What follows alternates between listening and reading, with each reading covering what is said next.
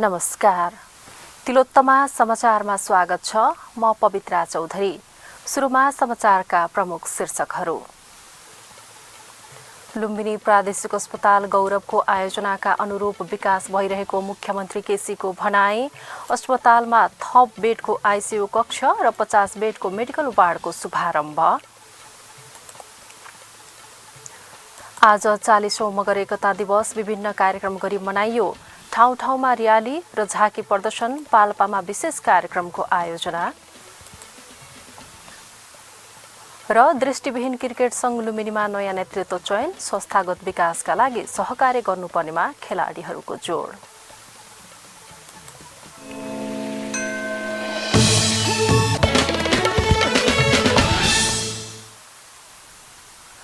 अब समाचार विस्तारमा। लुम्बिनी प्रदेशका मुख्यमन्त्री कुलप्रसाद केसीले लुम्बिनी प्रादेशिक अस्पताललाई गौरवको अस्पतालको रूपमा विकास गरिने बताउनु भएको छ। अस्पतालको आइतबार 112औं वार्षिकोत्सव कार्यक्रमलाई सम्बोधन गर्दै उहाँले अबको 5 वर्षभित्रमा अस्पतालले प्रदान गर्ने विशेषज्ञ सेवालाई अन्तर्राष्ट्रिय स्तरका रूपमा सेवा प्रदान गर्ने गरी काम भइरहेको दावी गर्नुभयो। उहाँले अस्पतालको विकासको लागि 5 खर्ब 79 करोड लागत लाग्ने कुरो योजना तयार गरेर टेन्डर प्रक्रिया सुरु गरिएको बताउनुभयो। मुख्यमन्त्री केसीले लुम्बिनी प्रादेशिक अस्पतालमा आएपछि निको हुन्छ भन्ने मान्यता स्थापित गर्नुपर्नेमा जोड दिनुभयो। लुम्बिनी प्रादेशिक अस्पताललाई हिजो यहाँ नसोधेर यहाँ आएपछि मात्रै अन्तिम उसको चाहिँ हुन्छ भन्ने कुरा एउटा साइकोलोजी स्थापित गर्नका निम्ति जरुरी छ। त्यो भयो भने अरू मेडिकलहरूले धेरै दुःख पाउनु पर्दैन। लुम्बिनी परेन, ठिक छ, ट्रुप्समा त गर्दा हुन्छ, यसको सपोर्टिङ ब्रान्चको रूपबाट काम गर्दा हुन्छ, तर यसलाई नै माथ गर्ने गरेर अलिअलि कम्पिटिसन हुन खोजेको जस्तो देख्छु नि प्राइभेट सेक्टरसँग। त्यो युग सिद्धियो। मुख्यमन्त्री केसीले अस्पतालको 40 बेडको आइसियु कक्ष र 50 बेडको मेडिकल वार्डको पनि समुद्घाटन गर्नुभएको छ। वार्षिकोत्सवका अवसरमा आयोजना गरिएका साताव्यापी कार्यक्रमहरू सकिएसँगै आइतबार मूल समारोहका आयोजना गरिएको अस्पतालका मेडिकल सुपरिन्टेन्डेन्ट डाक्टर इन्द्र ढकालले जानकारी दिनुभयो। अस्पतालले पछिल्लो समय पेइङ क्लिनिङ, क्यान्सर उपचार, बिमाको प्रभावकारी कार्यान्वयन, कोभिड विशेष अस्पताल सञ्चालन गरिरहेको छ। दैनिक 2000 भन्दा बढी बिरामीले सेवा लिने यो अस्पतालले सरकारले तोकेका सबै सेवाहरू निशुल्क रूपमा सञ्चालन गर्दै आएको छ।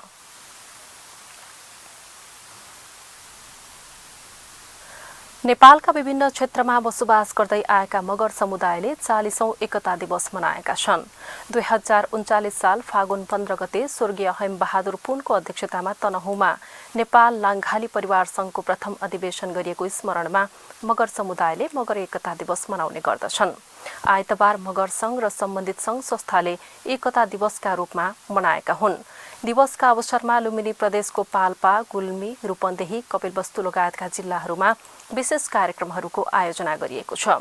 पाल्पामा विशेष कार्यक्रम सहित दिवस मनाइएको छ।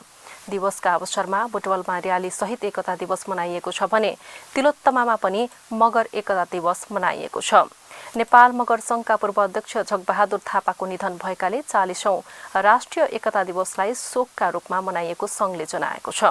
दिवसको अवसरमा मगर समुदायको बाहुल्यता रहेको लुम्बिनी प्रदेशमा सार्वजनिक बिदा समेत दिएको थियो। यस्तै नेपाल मगर संघ वडा समिति ठुटी पिपलको आयोजनामा मगर स्थापना दिवस मनाइएको छ। कार्यक्रममा बोल्दै ओमसतिया गाउँपालिकाका अध्यक्ष हिरा केवट राहुलले एकताबाट नै संस्कृतिको संरक्षण गर्न सकिने बताउनुभयो। कार्यक्रममा बोल्दै नेपाल मगर संघ ओमसतिया पालिका समिति अध्यक्ष दीपक सिंह मगरले आफ्नो संस्कार जोगाउनु आफै सक्रिय हुनुपर्नेमा जोड दिनुभयो। संघका अध्यक्ष लक्ष्मण कुमार श्रेष्ठ मगरको अध्यक्षता, वडा समिति सदस्य लाल बहादुर थापा मगरको स्वागत, वडा सचिव गीता थापाको सञ्चालनमा भएको कार्यक्रममा नेपाल मगर संघ रूपन्देहीका पूर्व अध्यक्ष एम बहादुर थापा, वडा समिति संस्थापक उपाध्यक्ष गुण बहादुर मगर, नेपाल मगर महिला संघ रूपन्देहीका पूर्व अध्यक्ष ललिता दर्लामी मगर, केहर सिंह मगर, चेत बहादुर बुचा मगर लगायतले बोल्नु भएको थियो।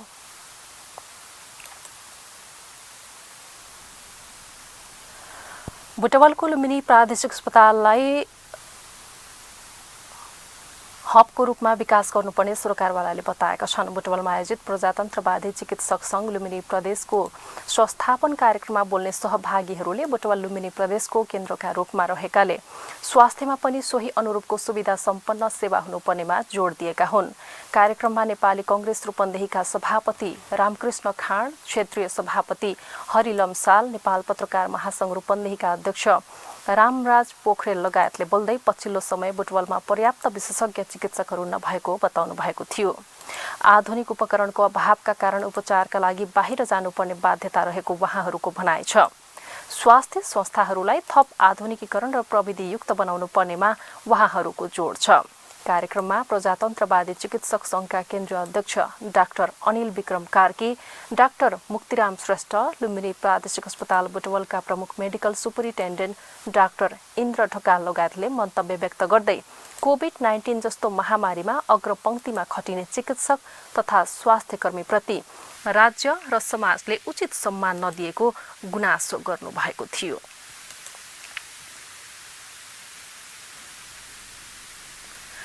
अमेरिकन परियोजना एमसीसी विरुद्ध आइतबार पनि देशभर प्रदर्शन गरिएको छ।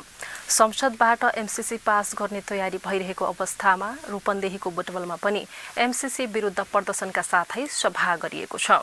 नेकपा क्रान्तिकारी माओवादी, नेकपा माओवादी केन्द्र, समाजवादी, राष्ट्रिय जनमोर्चा लगायतका दलहरूले एमसीसी विरुद्ध बुटवलमा प्रदर्शन गरेका हुन्। विरोध प्रदर्शनपछि आयोजित सभामा बोल्ने दलका नेताहरूले एमसीसी अनुदान नभएर लगानी भएकाले देशको हितमा नभएको बताएका थिए। जुनसुकै देशले दिएको अनुदान ल्याउन सकिने बताउँदै सैन्य रणनीतिसँग जोडिएर आएको एमसीसी संसदबाट पास भए त्यसले संकट भोग्ने नेताहरूको दावी छ। सभा अघि बुटवलको नयाँ बस पार्कबाट एमसीसी विरुद्ध जुलुस निकालिएको थियो।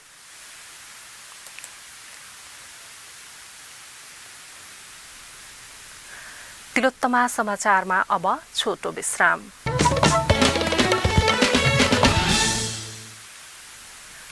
विश्रामपछि तिलोत्तमा समाचारमा स्वागत छ। बाँकी समाचारभन्दा पहिले प्रमुख शीर्षकहरू। लुम्बिनी प्रादेशिक अस्पताल गौरवको आयोजनाका अनुरूप विकास भइरहेको मुख्यमन्त्री केसीको भनाई। अस्पतालमा थप 40 बेडको आइसियू कक्ष र 50 बेडको मेडिकल वार्डको शुभारम्भ। आज 40औं मगर एकता दिवस विभिन्न कार्यक्रम गरी मनाइयो। ठाउँ ठाउँमा र्याली र झाँकी प्रदर्शन। पाल्पामा विशेष कार्यक्रमको आयोजना। र दृष्टिविहीन क्रिकेट संघ लुम्बिनीमा नयाँ नेतृत्व चयन। संस्थागत विकासका लागि सहकार्य गर्नुपर्नेमा खेलाडीहरूको जोड।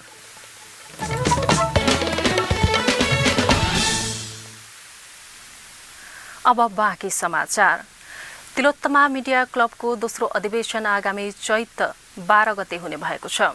क्लबको आइतबार बसेको कार्य समितिको बैठकले यसअघि फागुन 28 गते गर्ने निर्णय भएको अधिवेशन विशेष कारणवश स्थगित गरेर चैत 12 गते गर्ने निर्णय गरेको हो।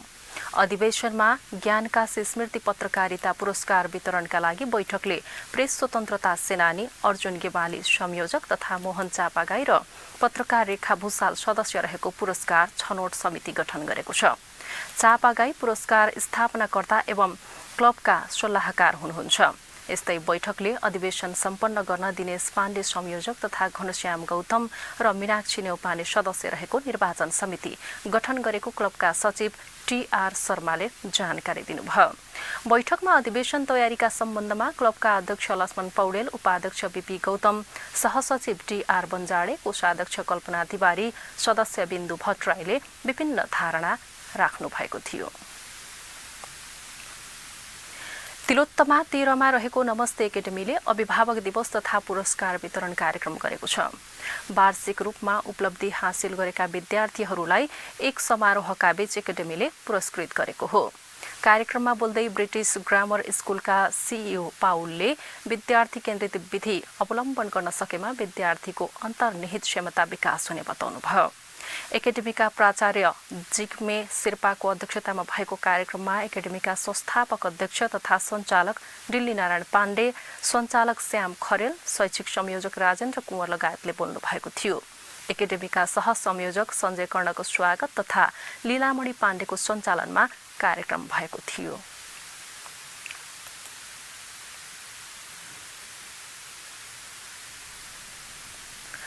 भलवारी जेसिसले आइतबार तिलोत्तमा 7 भलवारीमा ट्राफिक सचेतना कार्यक्रम सम्पन्न गरेको छ।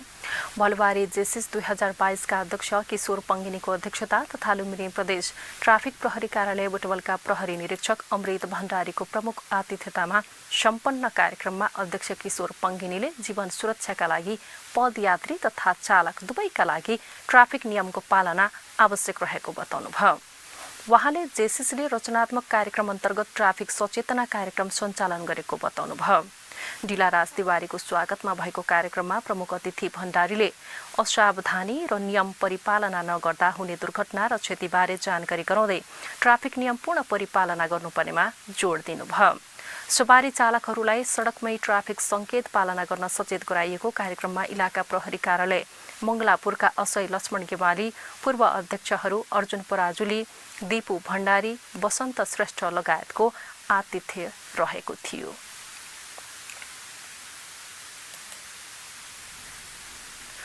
दृष्टिविहीन क्रिकेट संघ लुम्बिनीको 13औं वार्षिक साधारण सभा तथा 14औं अधिवेशनबाट निर्मल पौडेलको अध्यक्षतामा 9 सदस्यीय कार्य समिति गठन भएको छ। समितिको अध्यक्षमा निर्मल पौडेल, उपाध्यक्षमा रामप्रसाद पौडेल, सचिवमा समीक्षा गेमाली, सहसचिवमा रूपा बोलाल, कोषाध्यक्षमा खेमराज सापकोटा रहनु भएको छ। सदस्यहरूमा सीता दर्नाल, गीता पौडेल, अब्दुल अहिर, लोकेश डाँगी रहनु भएको छ।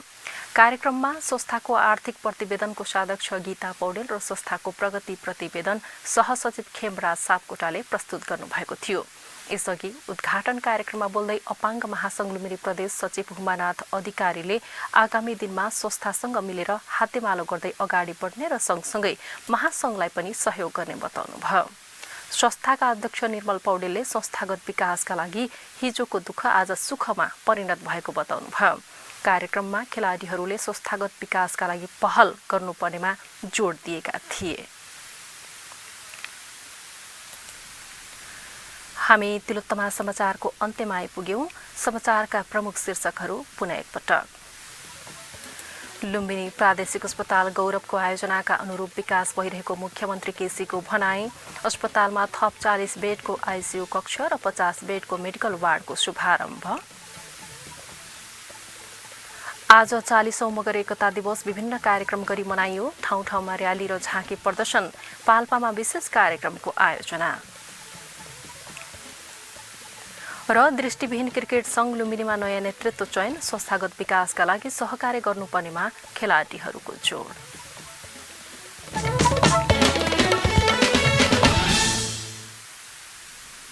हवस् त तिलोत्तमा समाचार सकियो। सूचना सन्देश र मनोरञ्जनका लागि हेर्दै रहनुहोला तिलोत्तमा टेलिभिजन HD। नमस्ते।